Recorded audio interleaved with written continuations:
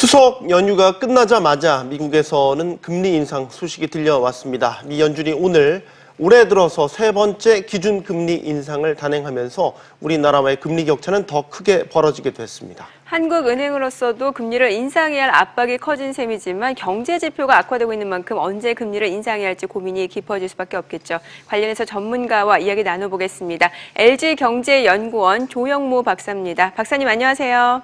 네, 안녕하십니까? 네. 지금 미 연준은 수순대로 금리 인상 사이클을 밟아가고 있고 앞으로도 그러겠다. 이렇게 이해하면 되겠습니까? 그렇습니다. 오늘 새벽에 있었던 금리 인상은 금융시장에서는 거의 기정사실화되던 금리 인상이고요. 금융시장 참가자들 사이에서는 인상 확률을 거의 98%, 99%까지 보고 있었죠. 그렇다 보니까 금리 인상 자체보다는 이번 FOMC를 통해서 발표될 미 연준의 태도에 보다 더 관심이 모아졌고요. 구체적으로는 FOMC와 함께 동시에 발표되는 통화정책 결정문이라던가 그때 동시에 발표되는 미 연준 이사들을 대상으로 한 서베이 조사 결과, 그리고 직후에 있는 미 연준 의장의 기자회견 내용에 관심이 모아졌습니다. 우선 금리 인상 결정이 만장일치였다라고 하는 점도 눈길을 끄는 대목이고요. 미 연준 이사들을 대상으로 한 서베이 조사 결과에서 조사의 중간값이기는 하지만 올해 12월에 한 차례, 그리고 내년에 세 차례, 그리고 내후년에 한 차례 정도의 금리 인상에 대해서 가장 많은 미 연준 이사들이 투표를 했다라고 하는 점도 눈길을 끄는 대목입니다.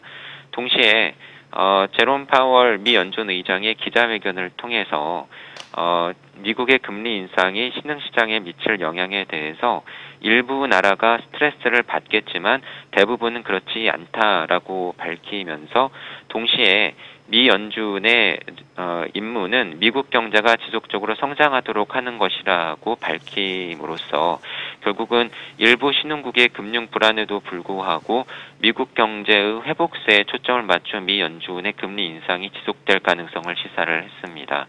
동시에 트럼프 대통령이 금리 인상을 원하지 않는다라고 하는 입장을 밝힌 것에 대해서 미 연준은 정치적인 요인에 대해서는 고려하고 있지 않고 그것이 미 연준의 모습이자 할 일이라고 밝힌 점은 중앙은행의 독립성에 대한 미 연준의 태도를 밝힌 것으로 볼 수가 있겠습니다.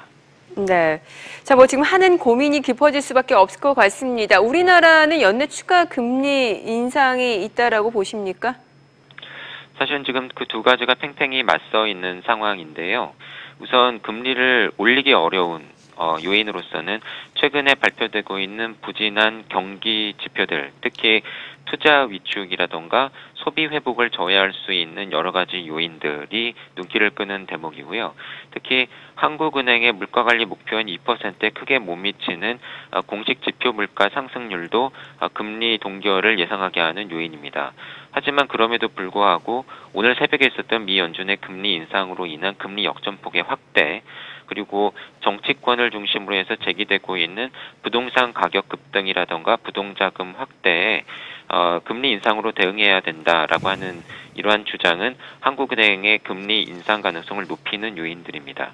하지만 최근의 경제 지표를 살펴보면 10월 한국은행의 수정 경제 전망을 통해서 올해 경제 성장률 전망치가 하향 조정될 가능성이 높기 때문에 10월에 경제 성장률 전망치를 낮추면서 금리를 올리기는 쉽지 않아 보이고요. 도리어 그 이후 올해 마지막 금통인 11월에 한국은행이 금리 인상을 시도할 가능성은 남아있는 것으로 보입니다. 네, 오늘 말씀 잘 들었습니다.